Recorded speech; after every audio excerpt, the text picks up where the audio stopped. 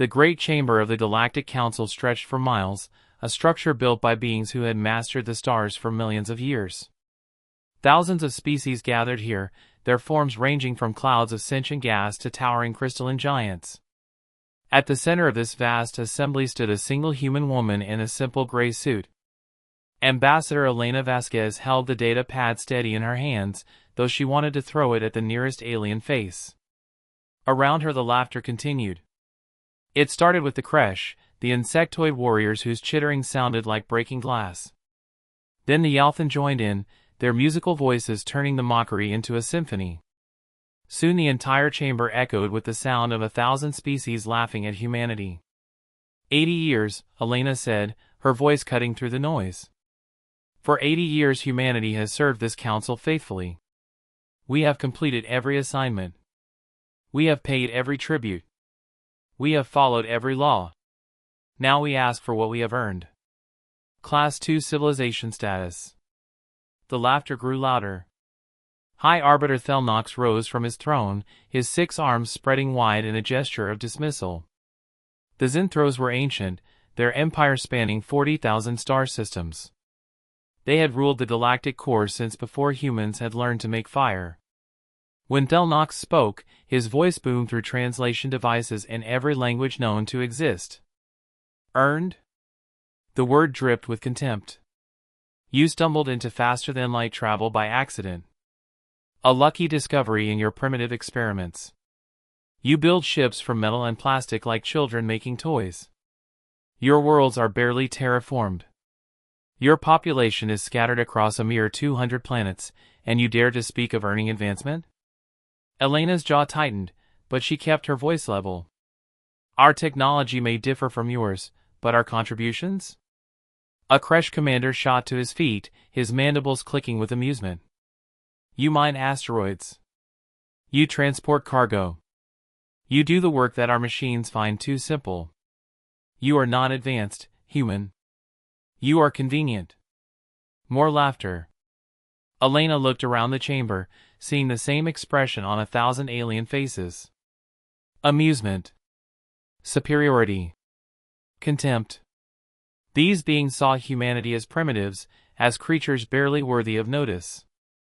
A Yalthan philosopher floated forward, her gaseous form shimmering with colors that indicated deep thought. When she spoke, her words came out gentle, almost kind. That made them worse. Perhaps in another 1,000 years you will develop true understanding, she said. You see only 3 dimensions of space. You cannot perceive the quantum fields that we navigate. You are dimensionally blind, dear humans. How can we trust you with greater responsibility when you cannot even see the universe as it truly is? The phrase caught on immediately. Dimensionally blind apes, the Kresh commander repeated, and the chamber erupted in fresh laughter. Elena closed her eyes for a moment. She thought about the message waiting in her secure communicator. She thought about the facility hidden in a manufactured nebula, where the greatest secret in human history waited in silence. She thought about the words she wanted to say, the truth she wanted to shout at these arrogant creatures. Instead, she opened her eyes and smiled. Very well, she said quietly. The petition is withdrawn. Thelnox leaned forward, his multiple eyes focusing on her with satisfaction. A wise decision. Humanity will continue its current assignments. You will expand mining operations in the Outer Rim. The Kresh Empire requires more resources for their expansion, and you will provide them. Mining operations? Elena repeated. In Kresh territory? Yes, you should be honored. The Kresh have agreed to allow human settlements on 3 worlds in their space. Of course, you will operate under Kresh law, under Kresh authority. The High Arbiter's voice carried a clear message. Accept your place or lose even what little you have. Elena bowed her head, the perfect picture of a defeated diplomat. We will inform Earth of the Council's decision. As she turned to leave, Thelnox called out one more time. Ambassador Vasquez, remember this day. Remember that the Galactic Council sees all. We know what each species is capable of. We know your limitations. Accept them, and you may yet have a future among the stars. Elena stopped at the chamber door. She looked back over her shoulder, and for just a moment her smile changed. It became something colder, something dangerous. You measure us by what you can see, she said softly. That is your mistake. The words were too quiet for most of the chamber to hear, but Thelnox heard them. He dismissed them as the empty threat of a humiliated species, the desperate defiance of the weak. Elena walked through the massive corridors of the council station, her footsteps echoing on floors built before Earth had cooled from its formation. Other species passed her, some offering sympathetic looks, most ignoring her entirely. She made her way to the human diplomatic shuttle and sealed the door behind her. Only then did she allow herself to move quickly. She pulled out the secure communicator and entered a code that only 5 people in the galaxy knew. Protocol Archimedes, she said clearly. Initiate. The response came immediately, a voice she knew well. Dr. James Chen, head of DARPA's Dimensional Warfare Division, a man who had spent 30 years working on a project that officially did not exist. Confirmed, Chen said. How long do we have? Elena thought about the Kresh commander's eager expression, the way Thelnox had assigned humanity to mining operations in hostile space. They were setting up a justification for conflict, creating a situation where humanity would be blamed for whatever came next. Days, she said.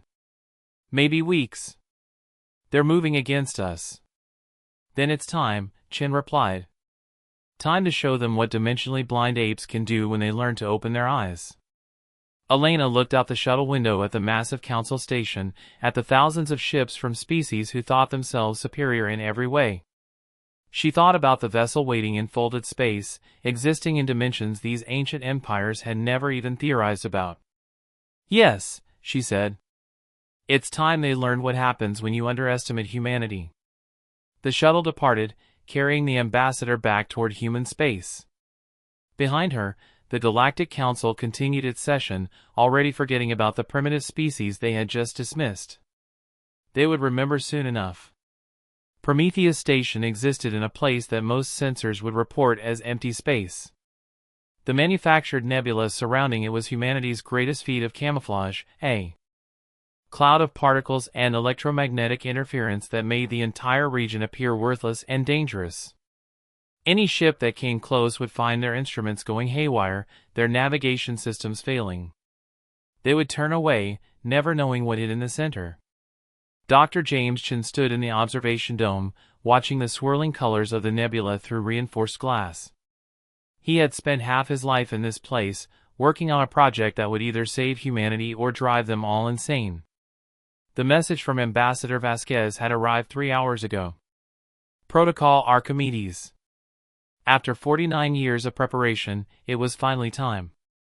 Thinking about the beginning, the voice asked behind him. Chen turned to see Captain Marcus Cole approaching. The captain was young for his position, only 42, but his eyes looked much older. They had the distant quality of someone who had seen things that human eyes were never meant to see. Always, Chen replied. Every time we're about to do something impossible, I think about that first accident. It had been 2298, 49 years ago. A quantum computing facility in Geneva had been running experiments on particle entanglement. The goal was simple: create a computer that could process information faster by linking particles across space. What they discovered instead changed everything. The lead researcher, Dr. Sarah Okonkwo, had been the first to see it. During a routine test, she noticed something strange in the data. Particles were not just entangled across space, they were entangled across something else, something that existing physics said should not exist. Chen remembered reading her report, the way her hands had shaken as she typed it. We found a door, she wrote, a door to dimensions beyond the 4 we know, and it's open.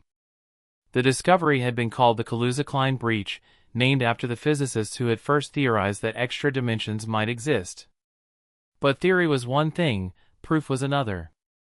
Humanity had stumbled onto something that changed the fundamental rules of reality. How many species know about higher dimensions? Cole asked, following Chen's thoughts. Most of them know the theory, Chen said. Math exists in almost every advanced civilization's physics. But knowing something exists and being able to access it are very different things. The Zinthros have been in space for 3 million years. The Kresh for 500,000. None of them ever found the door we found. Because they were looking outward, Cole said. They mastered three-dimensional space. They built ships that could cross galaxies. They never thought to look inward into the fabric of reality itself. Chin nodded. While they were building bigger engines, we were learning to step outside the universe. While they were making faster weapons, we were learning to attack from angles that don't exist in normal space. The Veil project had begun immediately after the Kaluza-Klein breach. Every major government on Earth had contributed resources. The brightest minds in physics, engineering, and mathematics had been recruited. The goal was ambitious to the point of insanity: build a vessel that could exist partially in the 7th dimension. Not the 4th dimension, which was time. Not the 5th or 6th, which were theoretical constructs. The 7th dimension, a place where the laws of physics bend in ways that made conventional warfare obsolete. Show me, Cole said quietly. Cole smiled. He pulled out a small device and pressed a button. The lights in the observation dome dimmed. And space itself began to change. It started as a shimmer, like heat rising from summer pavement. Then the shimmer became a tear. A wound in reality that hurts to look at directly. Through that wound, something massive began to emerge. The TDSS Archimedes. Calling it a ship was like calling the sun a light bulb. The vessel was 3 miles long. But that measurement only applied to the parts that existed in three-dimensional space. The rest of it extended into dimensions that human eyes could not properly perceive. When Chin tried to focus on its full shape, his vision blurred and his head began to ache. Still gets me every time, Cole admitted. 20 years of working with her and she still looks wrong. She looks impossible, Chin corrected. Because she is. By every law of physics we understood before the breach, she cannot exist. The Archimedes floated there, simultaneously present and absent. Parts of her seemed to flicker in and out of existence. Other parts appeared to occupy the same space from multiple angles at once. Weapons batteries protruded from surfaces that curved in directions that should not exist. 200 crew, Cole said. Every one of them underwent neural augmentation. We had to rewire our brains just to perceive 7-dimensional space without going insane. Even now, half the crew needs medication to handle the sensory input. Chin had reviewed the medical files. The human brain was designed to process 3 dimensions of space and 1 of time. Asking it to handle 3 additional dimensions was like asking a blind person to suddenly see colors that did not exist in the visible spectrum. The crew of the Archimedes had essentially become a new subspecies of humanity. Their minds altered to perceive reality in ways that would drive normal people mad. And the weapons? Chin asked. Cole's expression became grim. Reality anchors can lock a target into 3-dimensional space, making them unable to maneuver in ways they're used to. Dimensional shear weapons attack from angles that 3-dimensional shields cannot block. We can fire a projectile that moves through higher dimensions, passing through armor and shields as if they do not exist. Then anchor it back into normal space inside the target. In simple terms? In simple terms, we can shoot through walls. We can appear behind enemy lines without traveling through the space in between. We can be in multiple places at once. And the enemy cannot hit what they cannot perceive. Chin thought about the Galactic Council, about High Arbiter Thelnox and his contempt for humanity's primitive technology. He thought about the Kresh commander calling humans dimensionally blind apes. They have no idea, he said softly. None. Cole agreed. Every species in the galaxy learned to conquer space. We learned to conquer reality. They built bigger hammers. We learned to build hammers that hit from directions they cannot see. The Archimedes has been waiting for 23 years, Chin said. Hidden in folded space near the galactic core, waiting for the day we needed her. Cole nodded. And that day has come. Ambassador Vasquez sent the signal. The Kresh are moving against our colonies. They think we're helpless. They think our defense fleet is all we have. Chin pulled up a holographic display. It showed New Haven, a human colony world in the Outer Rim. Population 50,000. Defense fleet, 12 standard warships. Approaching the Kresh fleet, 300 ships. It's not even a fair fight, Cole said bitterly. They're going to slaughter those people just to prove they can. Then we prove something else, Chin said. He entered a command code into the display. Across the station, alarms began to sound. Crew members raced to their positions. The Archimedes began to hum with power as her dimensional engines came online. Captain Cole, Chin said formally. You are authorized to engage. Show them what humanity has become. Cole saluted. With pleasure, Doctor. As the captain left to board his impossible ship, Chin remained in the observation dome. He watched the Archimedes begin to fold back into higher dimensional space, disappearing from normal reality like a dream fading upon waking. Somewhere out there, the Kresh were about to learn a terrible lesson. They were about to discover that humanity had not been idle during their 80 years in galactic society. They had been preparing. They had been building. They had been learning to see what no other species had ever seen. The dimensionally blind apes were about to open their eyes. And the universe would never be the same. New Haven had been named by optimists. The colony world orbited a gently yellow star. Its surface is covered in rolling plains and shallow oceans. 50,000 humans had built their lives here over 20 years. Farming the rich soil and raising children under alien skies. They had come here for peace, for a fresh start. For a future among the stars. Commander Sarah Mitchell stood on the bridge of the defense station. Watching that future die. The Kresh fleet has entered the weapons range, her tactical officer reported. His voice was steady, professional. Hiding the terror they all felt. 300 warships. We count 50 dreadnoughts, 100 cruisers, and 150 support craft. Sarah looked at her own fleet on the display. 12 ships. 12 human vessels. Each one built for patrol and light defense. They were good ships, crewed by brave people. But they were about to face an Empire's war fleet. All ships, battle formation Delta, she ordered. Protect the evacuation transports for as long as possible. Below them on New Haven's surface, transport ships were loading civilians. Women, children, elderly colonists who had thought they would die of old age in this peaceful world. Now they scrambled to escape, knowing that most of them would not make it. The Kresh fleet advanced like a swarm of metal insects. Their ships were designed for one purpose, overwhelming force. The insectoid warriors who crewed them had conquered 100 species. They did not negotiate. They did not show mercy. They consumed worlds and moved on. Incoming transmission, the communications officer said. It's their fleet, Commander. Put it through. The view screen filled with the nightmare face of a Kresh warrior. Commander Zixarak's mandibles clicked with anticipation, his compound eyes gleaming with cruel intelligence. When he spoke, his voice came through the translator as a harsh chittering sound. Human defenders, he said. Your council has assigned this world to Kresh authority. You will surrender immediately. All military personnel will be executed. All civilians will be processed for genetic harvesting.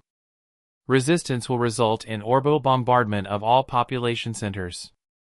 Sarah felt her stomach turn. Genetic harvesting. The Kresh bred other species like cattle, using them for labor and experimentation. She had seen the reports from worlds they had conquered. She had seen what they did to prisoners. This is Commander Sarah Mitchell of the New Haven Defense Force, she said, keeping her voice hard.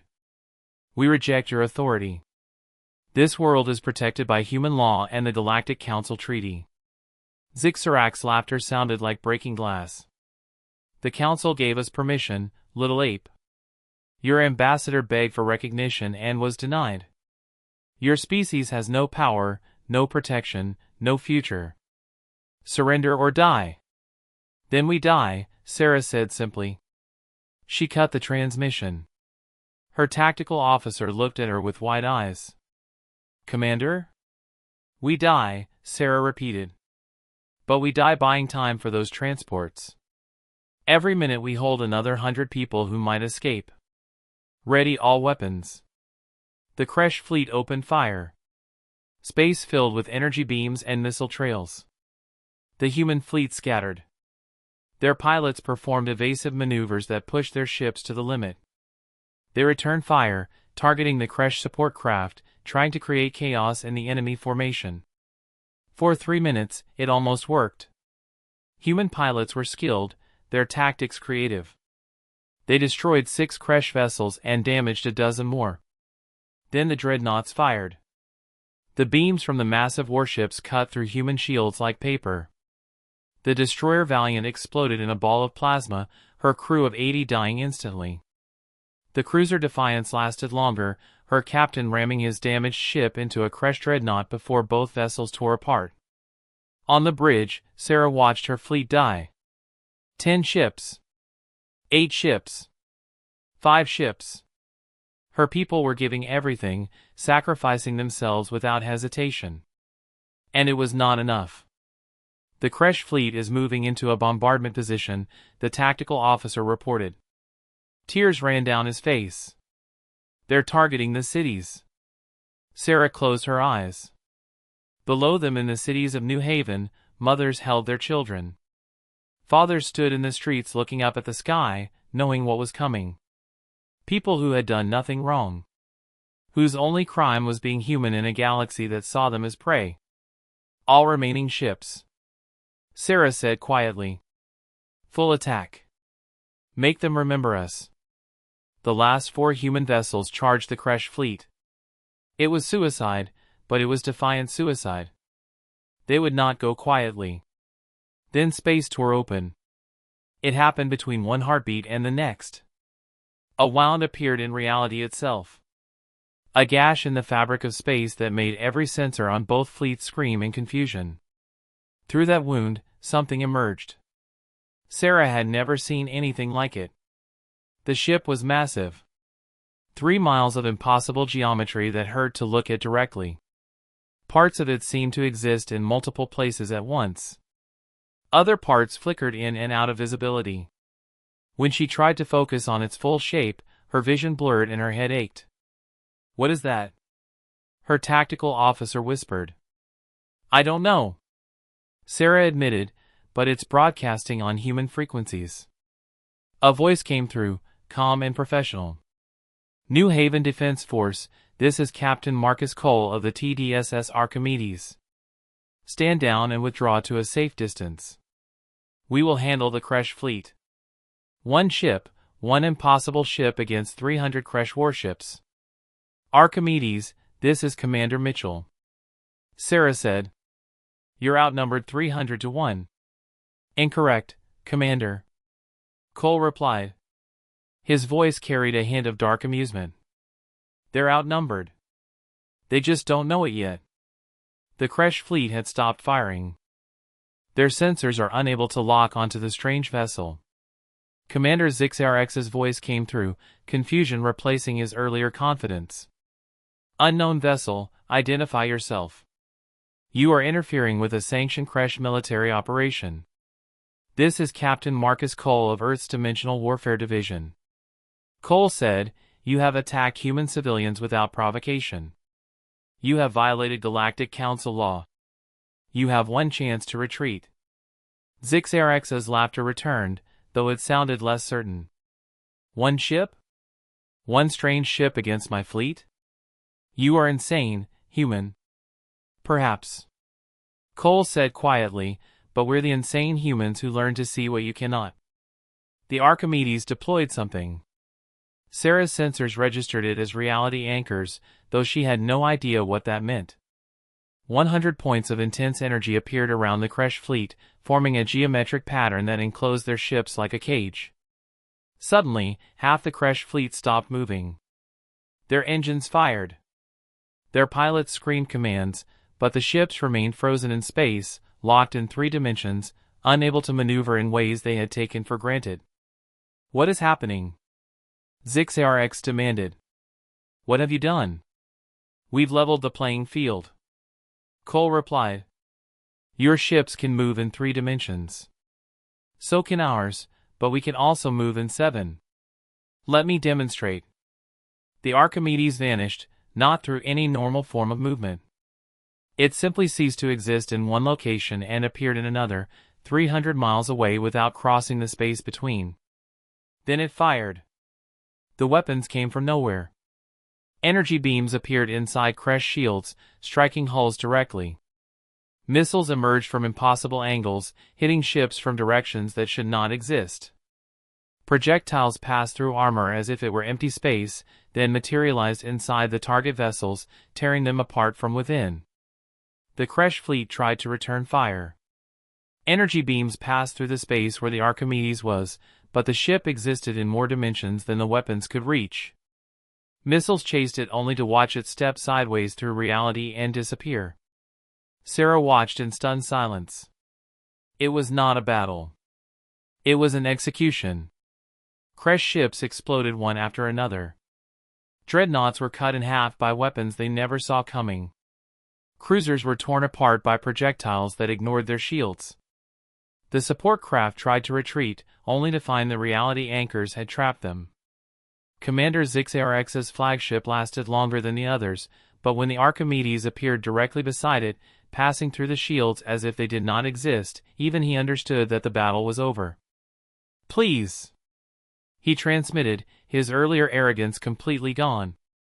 "We surrender. We surrender." 7 minutes.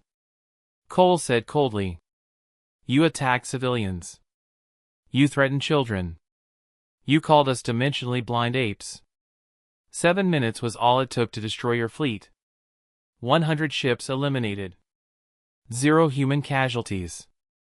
Sarah realized he was right. 7 minutes. The Kresh assault had lasted longer than the defense. "Return to your empire." Cole continued. "Tell them what happened here. Tell them that humanity is no longer prey. Tell them we've learned to fight in dimensions they cannot perceive. And tell them that if they ever threaten our people again, we will visit their homeworld and teach them what true terror means." The surviving Kresh ships broke formation and fled, their FTL drives engaging in panic. Within minutes, the space around New Haven was empty except for the wreckage of 200 Kresh warships and the impossible ship that had destroyed them. The Archimedes turned toward the defense station. "Commander Mitchell, New Haven is secure. Your people are safe." Sarah found her voice. "Captain Cole, what are you?" There was a pause. Then Cole replied, his voice carrying pride and something darker. "We're what happens when the prey learns to hunt." The emergency session of the Galactic Council convened 12 hours after the Battle of New Haven. The Great Chamber was packed with representatives from every member species, their voices creating a chaos of sound that the translation system struggled to process. Fear hung in the air like smoke. High Arbiter Thelnock sat on his throne, his 6 arms trembling slightly. Before him, holographic displays showed footage of the battle. The impossible ship, the weapons that came from nowhere, the complete annihilation of a Kresh fleet that should have been unstoppable. "Order!" Thelnock shouted, his voice booming through amplifiers. "We will have order." The chamber slowly quieted. Species that had been shouting moments before now sat in tense silence, watching the displays replay humanity's victory over and over. "The human ambassador will address the council," Thelnock announced. Elena Vasquez walked into the chamber, but she was not alone. Beside her walked a human in a military uniform, his eyes carrying that strange distant quality that several council members found unsettling.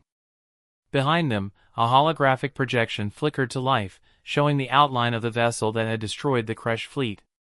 "Members of the Galactic Council," Elena began, her voice carrying clearly through the vast space. 3 days ago, I stood in this chamber and was told that humanity was dimensionally blind, that we were primitives, that we had stumbled into FTL travel by accident. She paused, letting her words sink in. You were wrong. Murmurs spread through the chamber.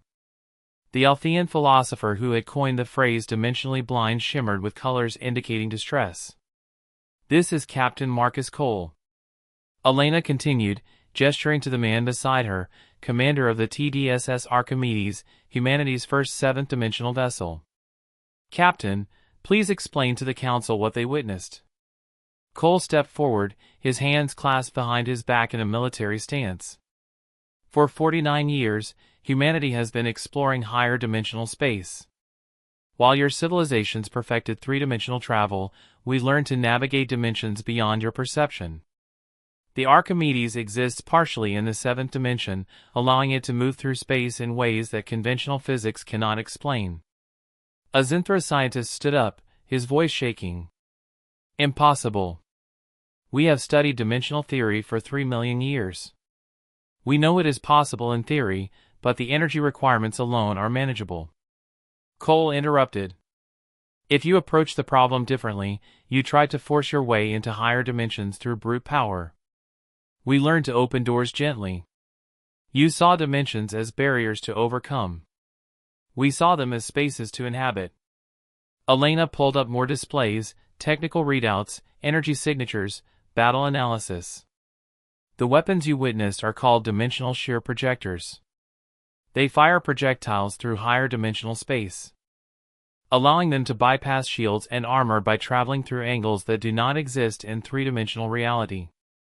The chamber erupted in panicked voices.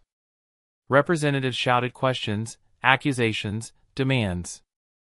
Through it all, High Arbiter Thelnock sat frozen, staring at the data before him. Silence! He roared finally. Ambassador Vasquez, the Kresh Empire demands compensation for the loss of their fleet. They claim you attacked without provocation. Elena's expression hardened. The Kresh attacked a civilian colony. They threatened to harvest our people for genetic experimentation. We defended ourselves. With an illegal weapon. A Kresh representative shrieked. You deployed technology that violates council regulations on dimensional manipulation. Show me the regulation. Elena challenged. Show me the law that says we cannot explore higher dimensions. There is none because no species ever managed to do it before. A strange sound echoed through the chamber. The ancient Chronos archive, a sealed vault at the heart of the council station, was opening. The last time it had opened was 2,000 years ago. Council historians moved toward it, their expressions confused. The archive has detected relevant information. One of them announced. From the precursor database. The precursors. The first civilization, extinct for 5 million years. They had built the council chambers, left behind databases of knowledge, and vanished without explanation. Their warnings and predictions were considered sacred by all species. The historian pulled up an old file, its data structure ancient and complex. When the translation appeared, the chamber fell completely silent. Beware the young race that looks inward before outward. The text read. We searched the stars and found emptiness. They will search reality and find doors we dared not open. When they emerge, the balance of all things will shift. They will either save the galaxy or doom it, depending on how they are welcomed. Elena felt her heart racing. The precursors had known. Somehow, 5 million years ago, they had predicted humanity's discovery. They warned us. Cole said quietly. They knew someone would eventually find what they found. They chose not to share the knowledge because they feared what would happen if the wrong species learned these secrets. Thelnock stood from his throne, his 6 arms shaking with rage and fear. You have upset the balance of power that has kept peace for millennia. You have introduced weapons that make our defenses obsolete. The Zenthros Confederation demands that you share this technology immediately, or we will consider it an act of war. Elena's laugh was cold. You will consider it an act of war? You who just denied us recognition. You who assigned us to servitude in Kresh space. You dare to threaten us? One ship, Thelnock said, though his voice lacked conviction. You have one ship. The Confederation has 10,000 vessels. We can overwhelm even your impossible technology through sheer numbers. Cole smiled, and there was no warmth in it. Would you like to test that theory, High Arbiter? He pulled out a small device and pressed a button. The chamber's sensors went mad. Space around the council station began to shimmer and tear, and through those tears, something massive began to appear. The Archimedes materialized first, hovering impossibly inside the council chamber itself. It had passed through the station's shields as if they did not exist. Its presence inside the sealed chamber should have been impossible, but then more ships appeared. Not inside the chamber, but surrounding the station. 39 more vessels, each one similar to the Archimedes. Each one existed in dimensions that made the council's sensors scream in confusion. The Archimedes was our prototype, Elena said softly. Our proof of concept. We built 39 more while you laughed at us, while you called us primitive, while you assigned us to mining operations and servitude. Cole highlighted each ship on the display. The TDSS Newton, the Tesla, the Hawking, the Curie, the Einstein, the Feynman, named after our greatest minds, the humans who taught us to see beyond the obvious. 40 ships total, High Arbiter. Each one capable of defeating any fleet you can assemble. The representative stared in horror at the displays. 40 impossible ships. 40 vessels that could appear anywhere, strike from nowhere, and pass through any defense. The balance of power had not just shifted, it had been completely destroyed. How long? The Althean philosopher asked, her colors showing deep shock. How long have these ships existed? 20 years, Elena replied.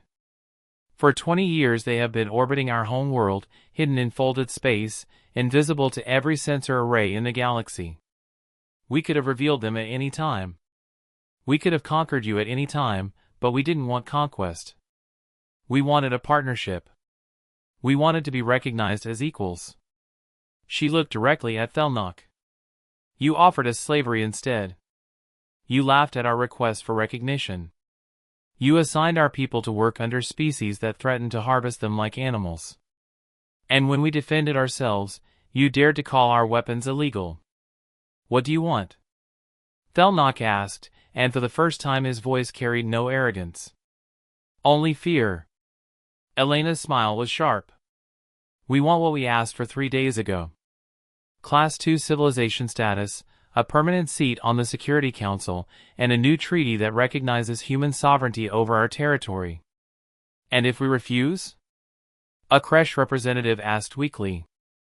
Cole's expression was ice.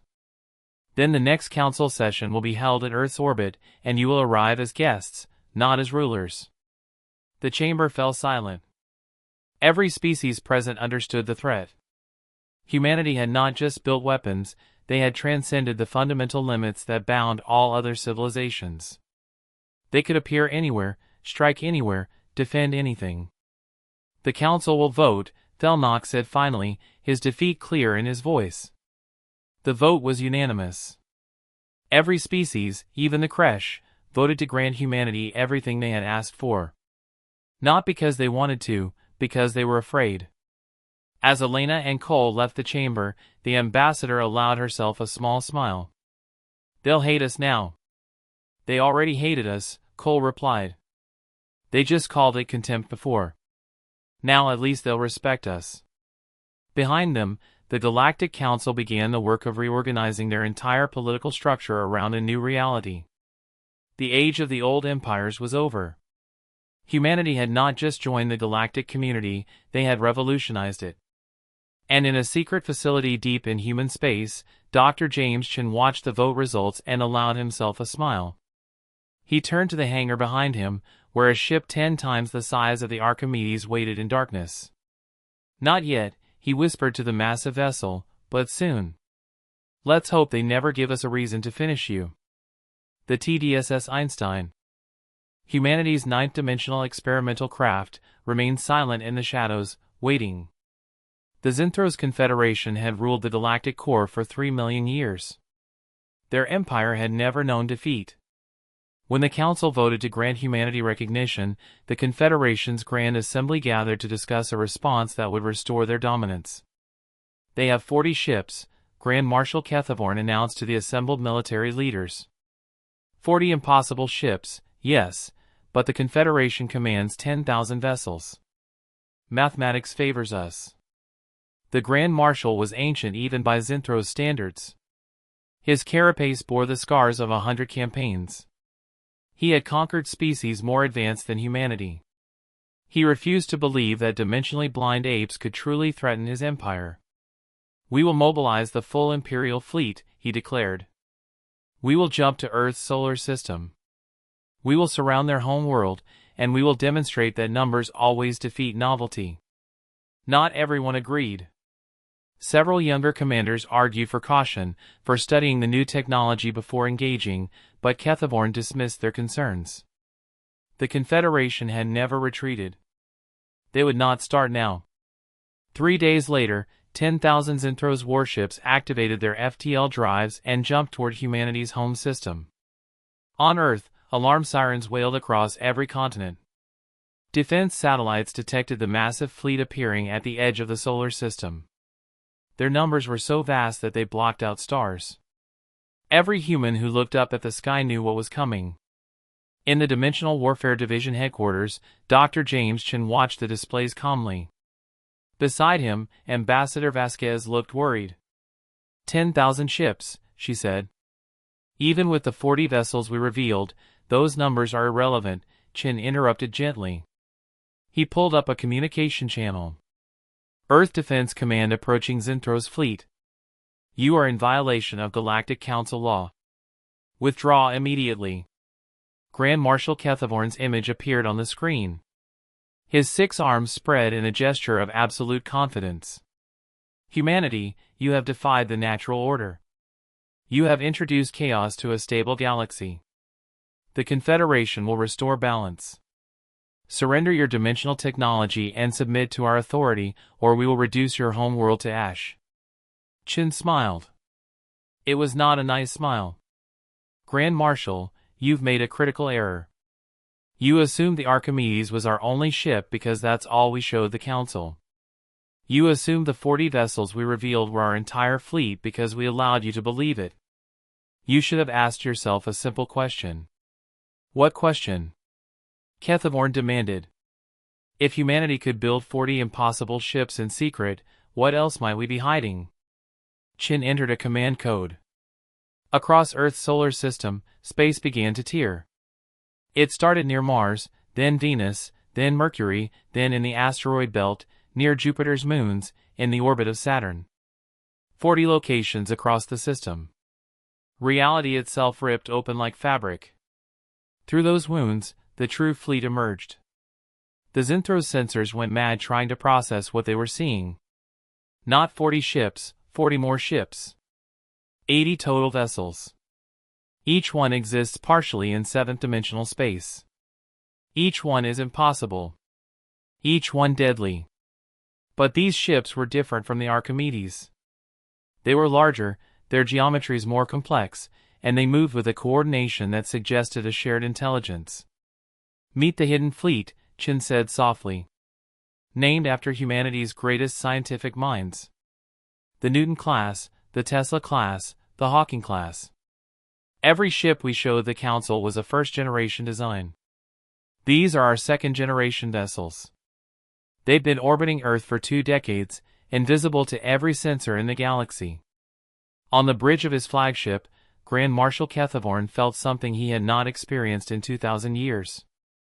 Fear. "Impossible," he whispered. "Our intelligence networks would have detected construction on this scale. Our spies would have reported. Your spies saw what we wanted them to see." Captain Cole's voice came through the channel. "Your intelligence networks monitored our public shipyards and found exactly what we wanted you to find. Standard vessels.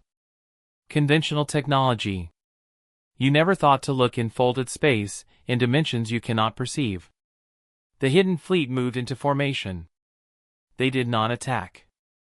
They simply positioned themselves around the Zinthro's fleet, creating a geometric pattern that enclosed all 10,000 ships. "What are you doing?" Kethavorn demanded. "Creating a dimensional maze," Cole replied. "Your ships are now trapped in a 7-dimensional construct. You can try to fly in any direction you choose, but you will find that all directions lead back to where you started." Kethavorn ordered his fleet to retreat. 10,000 ships activated their engines simultaneously, fleeing in every direction. They flew for 10 minutes at full speed and then they were back at the starting position surrounded by the same impossible human ships. "As I said," Cole continued, "a maze. You exist in 3 dimensions of space. We've built a prison in 7 dimensions.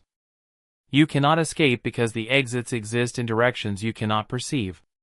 This is an act of war," shouted. "No," Elena Vasquez said, her image appearing on the screen beside Chen. "You brought 10,000 warships to our homeworld. You threatened to reduce Earth to ash. You declared war on us, Grand Marshal.